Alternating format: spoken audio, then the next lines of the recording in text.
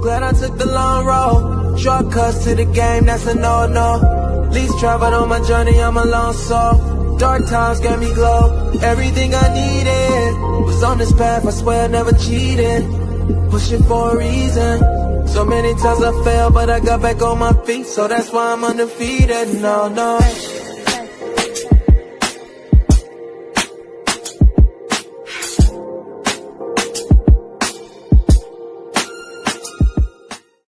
Welcome to Mic'd Up with Mo. I got my special guest, Henry Frazier III. Tyrone Massenberg. Hey, so this episode is going to be pretty special, man, because I've been coached up by both of these guys. Coach Burg coached me up in basketball and football, and then Coach Frazier coached me up in football. And a lot of my ways, I think, comes from these two. So if the kids watching, if I ever went off on you, right? If I ever went off, if I ever kicked you out of workout, it's probably because of these two. And I learned my lessons from these two. So I wanted to bring them on, man, because they do so much for the community.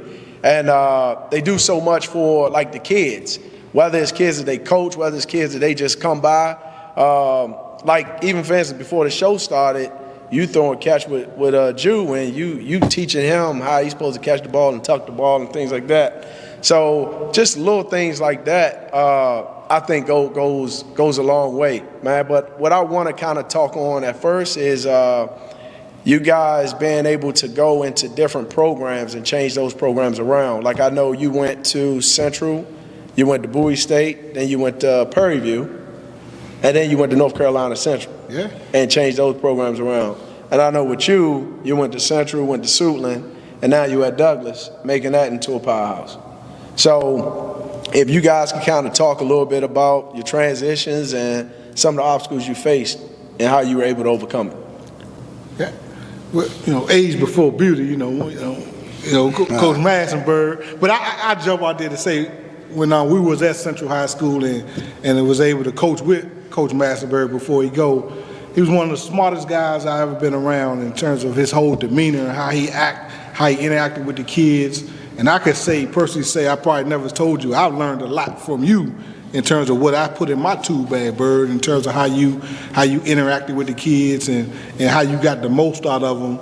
Even though sometimes you look like you might be their friend, but you really was the authority. And when I first met you, I used to be like, man, he being their friend. You can't be their friend and coach him. But then I realized after being around you for a few years, that was just one of your strategies, man. And I appreciate, for me, from a standpoint of having to learn from you. So I let you go ahead and shoot that. But I never told you. But I wanted to let you know that that's one of the things I put in my tool bag I got from you. I appreciate it. I appreciate that. Like you said, we spent that time in Central, and I had the opportunity to coach with Coach Frazier, with him on his football staff. So as an assistant coach, which meant that, he was the chief, and I was learning the lessons of how he organized his program and some of the foundation that, I learned from. So that all my experiences, I've been fortunate enough to be around people whose foundation has been family first. I mean, that's the foundation of every program that I've ever gone to, is to preach that if we're gonna win, winning is not just, after the scoreboard. It's about winning in the room, winning in life. We want to be friends. We want to be successful. Like when I see Mo right now, when I see Neil and other former players doing things that show that they have learned from people like Coach Frazier and myself, that's the reward. And you got to see that picture later. You got to envision that while you coaching them when they're young. And you just want to see them do well when they get older. As far as putting a program together, I mean, when I left Central to go to Suitland, a lot of people were questioning why would I do that, because Central was really at the top of their game at that time.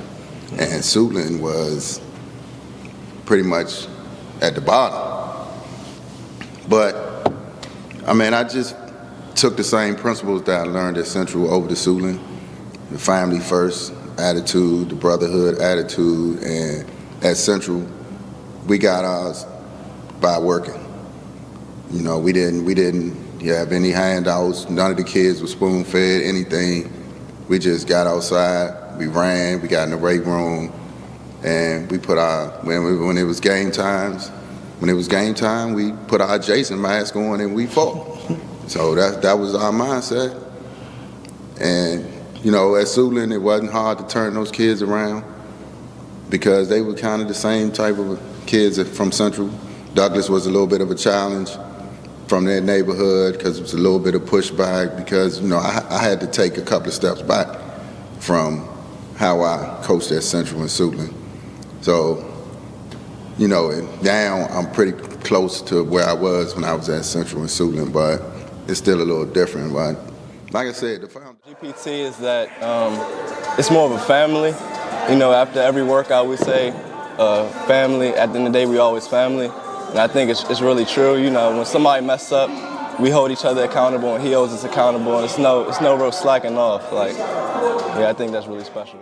I tell you, one of the things, you know, I guess going back to high school, I played for who I consider the father figure to me, Coach Ralph Payton, who just passed away, and I was, I guess now looking back, I was honored as a quarterback for him. He let me call plays in high school. You know, I was one of the guys in the 80s, I used to call the plays, my own plays during football games. So in my mind, I always knew I wanted to be a coach. So I emulated and watched everything the coach did.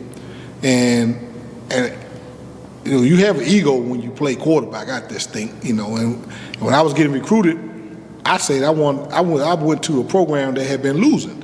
Because in my mindset, I was like, well, I want to be a part of turning that around. Not knowing that was going to shape who I am as a football coach. Like all the programs that I took over were losing programs, every last one of them. And by me going to one as a college student, and we ended up winning a championship before I left and making the national playoffs, I had the formula to turn around bad programs. And it started when I took over at Central High School. I was only 23 years old. You know, some of the students was like 19. So, you know, I was young when I took over at Central High School, and the same principles followed me in terms of some of the things Burg talked about, being a family. You know, being you know, I'm gonna be tough on them. You know, I use language that, you know, you gonna plug them ears up. But I always tell people, I just don't be out there just using arbitrarily words. They actually mean something. But you have to get to a point where a young man or young woman that you're coaching know you care about them before you could begin to push them. You can't just jump on a kid just because they on your team. They have to know what coach cares about me. That's why coach is pushing me. So I cared a lot, you know, over the years. So when I left Central, you know, I went to Bowie State. They hadn't had a winning season since I played, and we ended up going to the championship, going to a bowl game, the Pioneer Bowl. And then I took on the biggest task of my whole career, one of the biggest in the history of college sports, or any sports, Prairie View. Prairie View had lost 80 straight football games like 3 or 4 years before I got there. That's 80 straight ball games. Everybody said I was crazy, everybody. You know, because we was winning at Bowie, just left the championship. We didn't win, but we was in the championship. So I took on that challenge and ended up being the 5th in the country. You know, and come back east, I was homesick, you know, and I worked my way back east. A part of me feel like I wish I had stayed down there in Texas because, you know, the things they're doing down there, they still haven't won since I left, but the fact that they built that beautiful stadium and things like that, but the whole premise of everything that I've done, you know, is terms of continuity, being consistent. You know, my style hasn't changed since I was a high school coach. Just because I was coaching college kids, my style never changed. I'm gonna be demanding, I'm gonna be straight up and honest with the kids, and they're gonna know I care about them, because once I stop talking to you, I don't really care. You know, if I stop talking to you, I've already found your replacement. So, man, it's funny, right, to hear you guys say what you say, because like it's not like we had a conversation with you, Coach Burg. Like, it's not like we had a conversation before I started GPT, but I based GPT off of family, right? Like, before we break any huddle, we say family. And I spoke on the episode with Navarro when I had talked about the time I decided to quit my senior year of basketball, which lasted maybe 6 hours. I don't know how long that lasted, but it didn't last long. But I remember the phone call from you and Coach Fulton, man, and then like hearing that and understanding and knowing that the words you would speak to me, whether it was curse words, whatever, I knew that you meant it, but I knew that you just wanted me to be successful. And the standard for me from you was always high. So I'll never forget that, and I always appreciate that. And I see that so much of me in this gym with these guys.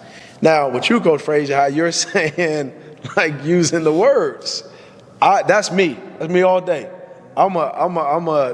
My vocabulary gonna be a little different, you know. Sometimes you might want to cover your ears, but it's my way of letting these kids know, like, listen, I do care, but I am passionate about it. Sometimes maybe I go too far, but even when I do go too far, I let the kid know, hey, this is what I really meant by that. You know what I mean? Sometimes it's a kid that just walked through the door.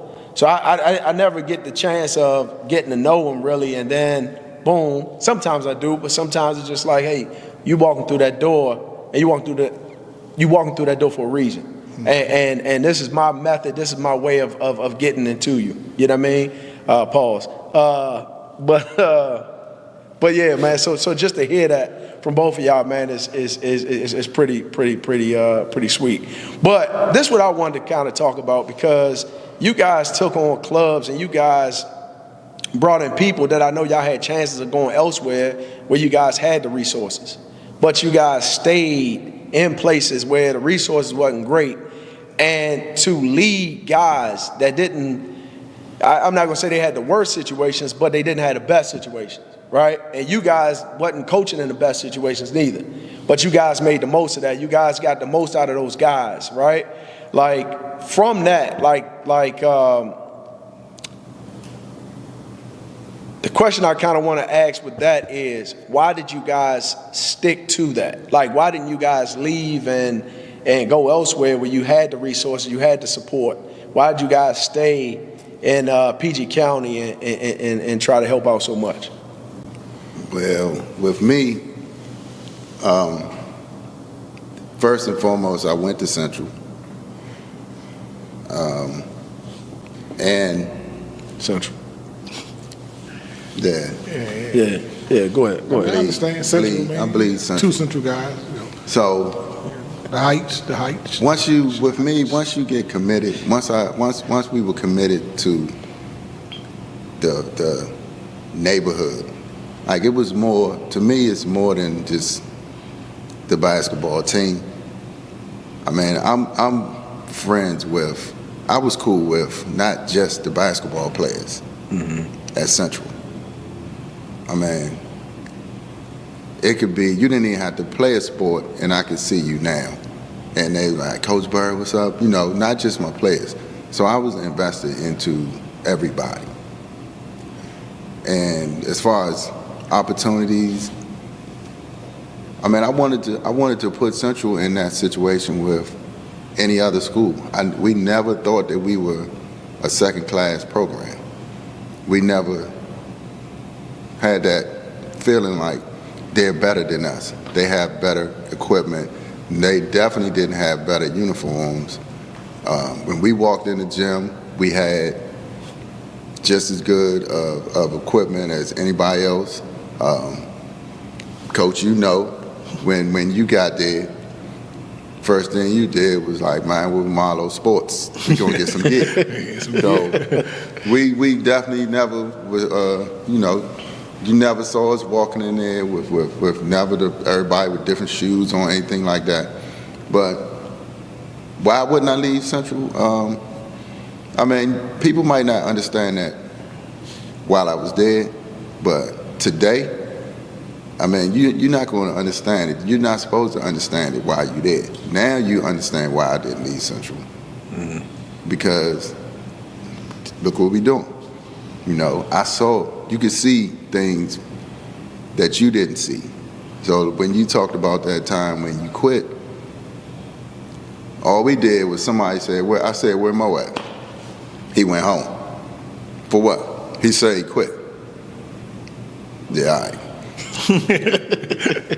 So Fulton get to the school, where Mo at? They say Mo quit. Go in the office. Mo, I'm on my way to get you. Not Fulton, I quit. He didn't give him a chance to say he quit. He just like, I'm on my way to get you. So I guess Mo in his mind was like, well, I guess I ain't quit then. Yes, it. It wasn't no actually why he quit or what's going on, because we already knew. I mean, like Mo's mother is one of the strongest women I know from day one, you know. And I tell him that, I tell her that. So I you know, when I drop him off, and I used to drop him off in the driveway, I already know where he was walking into. So that wasn't going to change.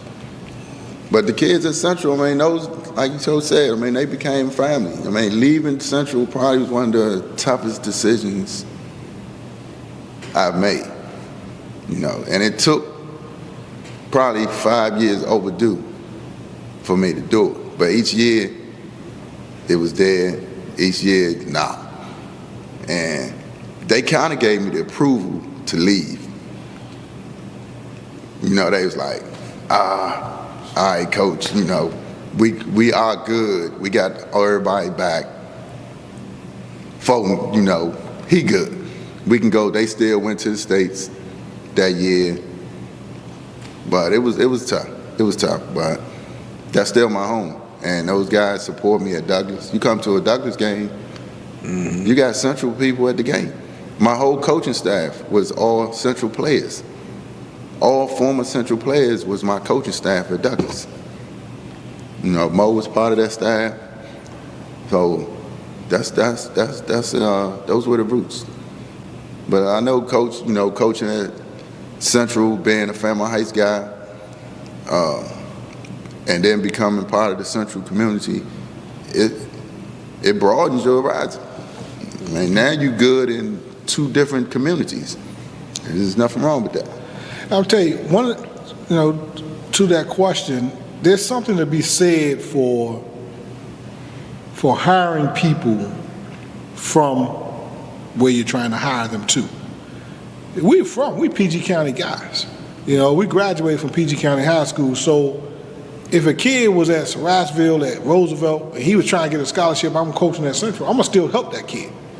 So, because what happens is, you say why you don't leave because you want to beat everybody else, because you got a lot of coaches that come into the county that's from different places, and they looking down on us thinking we can't do it, or we can't coach, or we can't, and that's when you see the whole county will bond together, you know, especially for outside. Now we're going to interfight with each other and try to beat each other, but you know, when you start looking at, you know, I had the same mindset. I was going to try to build Central into a powerhouse in football. I wasn't going to go nowhere else.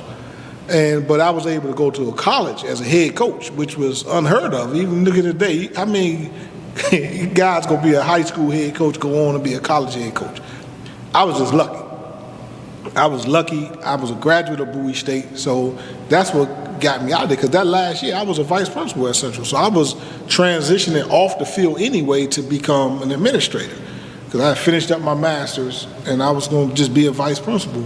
But then when the Bowie job opened up, you know, I just was like, I apply. You know, I am a head coach now, but I wasn't a college coach. But I got the job, and it just, success kind of took over from there. So, you know, you start talking about, you know, one thing about Prince George's County that a lot of people don't understand, it's the most influential, most financial secure county in the United States for blacks. You start looking at the people that live in this county, they got money, they're educated. You know, we don't always do right by that, but this is a very prosperous county for African Americans. If you look at all the leadership positions, pretty much are held by African Americans. By me living in Texas and North Carolina and different places now, they don't have this. They don't have what we have for African Americans. They don't. It's just, there's nowhere like Prince George's County in the United States. You go and look it up. So that's one of the things that, to get a job and you're from here, you want to do well here. You want these young people to do well. Even when I was at Bowie State, you take a 200-mile radius around Bowie State, there was only Division II football school in that radius. So that's why Bowie State is so successful. People don't understand that, because people from this county is going to send their kids to college, because now you're looking at, you're college educated. Now your kid going to go to college. So all of them can't go play football other places. But when you got the only Division II school within 200 miles, then that's why Bowie going to keep winning. So those are some of the things that I see as far as the resources, the community in which we live, and how it is a gold mine. This whole area is a gold mine. Every college in the country recruit this area for football and for basketball. They all come to the DMV. And to be able to have a foot or a lock in Prince George's County, it's definitely a plus. It's a plus. So one last question, right? Because like recruiting is big, right? Like you just talked about. And one of the things, like even me, you guys know I started out in that basement, right? And a lot of people look down on being in a basement. But my thing that I used to always say is, it's not where you're working out at. It's about the person that's running that workout, right? And I know with Coach Massenberg, you're at Douglas. So a lot of times guys are looking to go to the private school and whatnot, but we talk about this all the time. It's more important about the development of the kid, like being coached up well, things like that. And I know when you were at Bowie, you guys would get transfers because guys thought, hey, I'm going to go to this school, go to that school because it got this name or it got that name, or it's just a way, right? And then they get there and it's like, oh, man, that's not what I thought. I don't have the coaches that's going to really develop me. I don't have the coaches that really care about me as a person, not just a player, but as a person, right? Talk a little bit about that from I want you to kind of, Coach, talk about it from the high school perspective, and then if you could kind of piggyback on it about the college perspective. Let's go, everybody. Let's tune in, baby. So to answer that question, Mo, you already know at Douglas, I'm separated between a school 10 minutes south, 10 minutes north, that with coaches who love to stick their chests out about wins and losses. But, let's keep it 100. There's one reason why they can't stick their chests out. And that's that little school on Croon Road in the way. And you won't be talking about Gwen Park and Wise, which, oh, my fault, go ahead. I ain't even cut you off. I was just trying to get my locations right. I ain't been here in a while. Oh, okay. Yeah, that's one little, they got one problem. So, and the reason why they got that one problem is because, our kids, man, you can't look at the outside. You drive past the school and you probably think, nah. But then you walk in there and all you see is training, kids running. You've never rode past Douglas High School on a sunny day and not seen somebody on the track. Not seeing somebody on a baseball field, not seeing somebody in the gym. And with us, we just start from the ground. And, if you're not going to outwork us, we're not going to lose a game because we're not in shape. And we're not going to lose a game because we're not prepared. And those things I learned being around the good people. I'm not going to go into, all the things I had to do to coach and try to be the best coach. But as far as when I talk to Mo, when I talk to Neil, when I talk to any former player that's started their own, bet on yourself. And these guys bet on themselves. I bet on myself. Coach Frazier bet on himself. When we took on these programs, people think that we, why you go there? They found out. It's a special talent that it's hard to describe, but it's no challenge that I don't think we would shy away from just because we know our work ethic. no question. And you start talking about from a college standpoint, this is a fertile ground for recruits in pretty much any sport. And the one thing about it, kids from this area, similar to Florida in a lot of ways, they don't mind going away to school. You go down Florida, the kids from Florida go anywhere to go to college. And that's the same mindset of the kids in this area. They'll go away from school, and for the most part, they're prepared. They're prepared. A lot of kids you don't hear from this area, from this region, they go away and fall on their face. And again, I keep on going and harping on Prince George's County being, one of the most, influential counties in the United States, and that's from preparing these young people to be successful. And even talking about with Mo, I still call him Martin. I mean, y'all call him Mo, mic'd up with Mo. Well, that's Martin to me, and because he got a brother named Mo. You're the reason they call him Mo. Yeah, Bird the reason.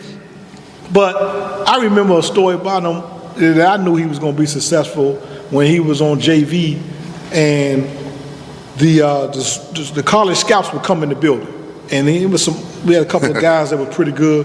I don't know how he kept getting out of class, but when they come to my office, he would always show up.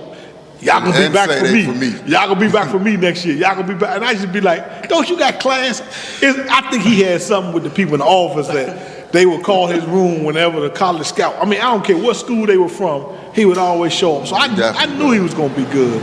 And then you mentioned his mom, that in terms of when you dropped him off, that it was gonna be a safe place. I had the honor to coach all 5 of the boys, all 4 of his brothers and him, and I coached his younger brother in college.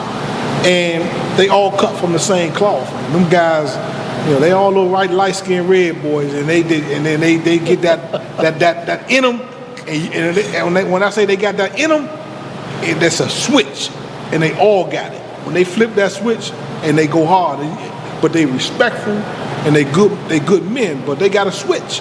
And that's probably what a lot of your players see, that switch. When he flipped that switch, he look like little Frazier out there sometimes. Nah, you're right about that. He did find his way to the gym. Every time, man. We were the gym teachers. Yeah. Like, Mo, this for the seniors, Mo. He didn't care.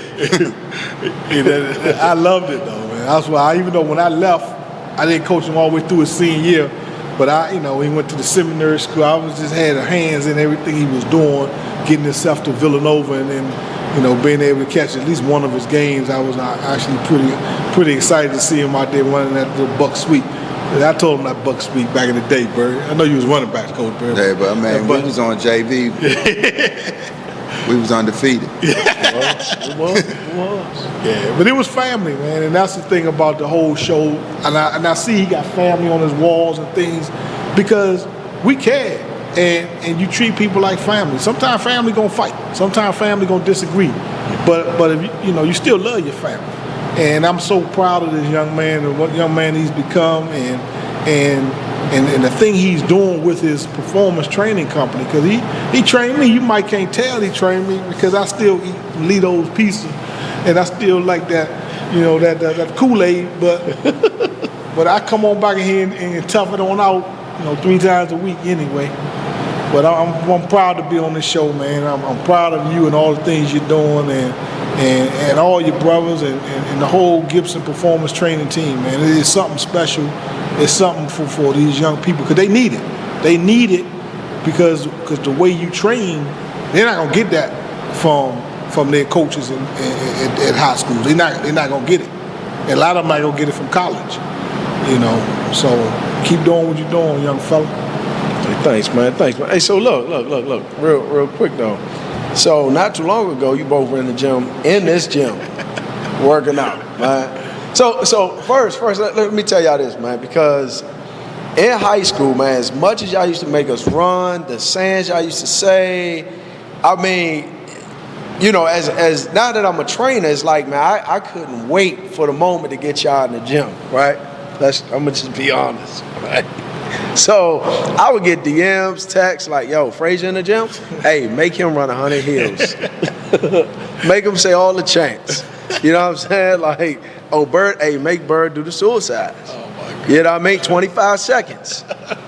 25 second suicides.